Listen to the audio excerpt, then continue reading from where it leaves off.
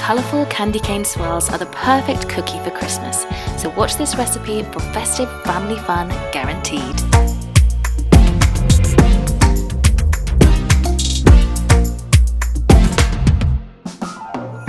Hello memory makers, and welcome back to Mills Make Memories for day 2 of the best bakes of Christmas.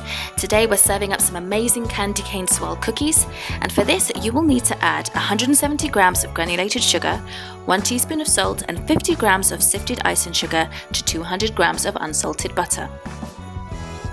Now it's really important that your butter is softened before mixing. Otherwise, you risk it splattering all over your kitchen. That's a lesson that I learned the hard way, so I'm hoping you won't have to. At the end of all of that mixing, your ingredients should look a little bit like this, something really light and fluffy.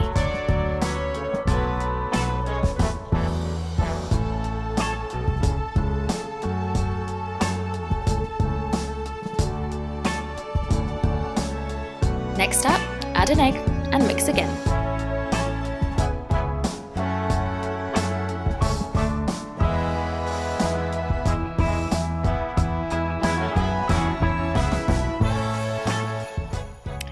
Then add 300 grams of plain flour to the mixture in small batches. Doing this will help the ingredients to combine evenly, which will help to avoid any floury patches being left at the end.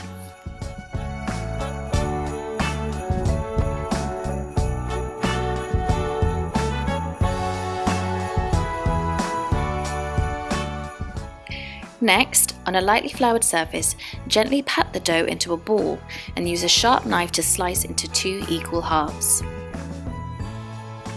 And we're splitting the dough in half because we need to add red colour to one batch in order to get those lovely white and red candy cane swirls. Now you can use your preferred brand of red gel food colour. I used the red gel by Dr. Oetker, or Utker, I never know how to pronounce his name.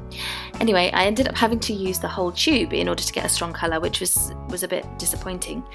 So I think if I was to do this recipe again, I'd probably use the Wilton's brand of food gel colouring, because in the past I've always had success when I needed to get really vibrant colours. So if anyone tries the recipe with Wilton's red food gel colouring, please let me know in the comments how it turns out. Now back to the recipe. Smooth out your red dough onto an 8 by 12 inch rectangle of baking paper. You'll need around 4 of these rectangles, 2 for each half of dough. Now because I used the red food colouring, the dough was a bit more sticky, so I had to use a spatula. But for the plain dough, it was really simple to smooth it out just using the heel of my hand.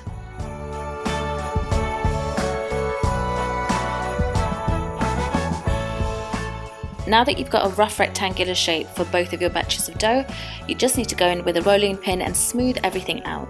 So cover it over with that second piece of baking paper, get your rolling pin and smooth it out. If you need to, you can use a knife to cut off the excess pieces of dough and place them in areas that need filling out.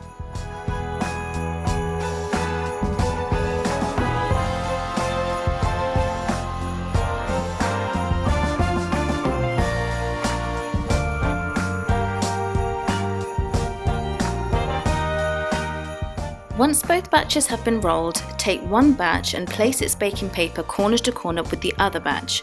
Gently lower this colour onto the other coloured dough. Now it's a good idea to chill the dough at this point for around 15 minutes. This will help you to tightly roll the dough later, which helps to get better spirals for the cookies. However, if you're short on time, as I was this time round, you can still proceed to remove the top layer of baking paper and trim the edges. It just may be harder to tightly roll the dough later. So the technique here is to use the baking paper and your fingers to tuck and roll the dough as tightly as you can. As mentioned before, this is much easier when the dough is chilled.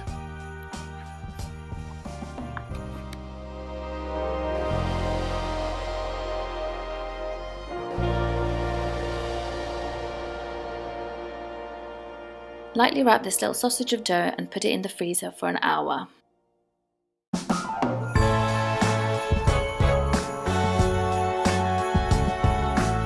So when the hour is up, remove from the freezer, unroll and trim the ends so that your slices will be uniform in shape and size.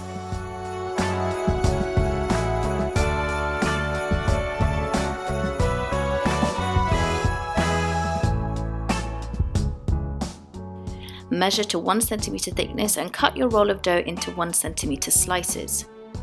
Now these will spread out when in the oven, so it's really important that you space them out well on your baking tray, otherwise they're all going to smush together and it definitely won't look like a candy cane spiral cookie. If you don't have a large enough baking tray, consider baking in batches to avoid the risk of your cookies merging into one another when they cook. Proceed to bake for around 20 minutes or until golden brown. Then serve up and enjoy! Now tomorrow for day 3 of the best bakes of Christmas, we will be making indulgent red velvet snowflake cookies, so make sure you don't miss it. Thumbs up this video, subscribe to the channel, and let me know in the comments some of your best bakes for Christmas. Thanks for watching and see you for the next one.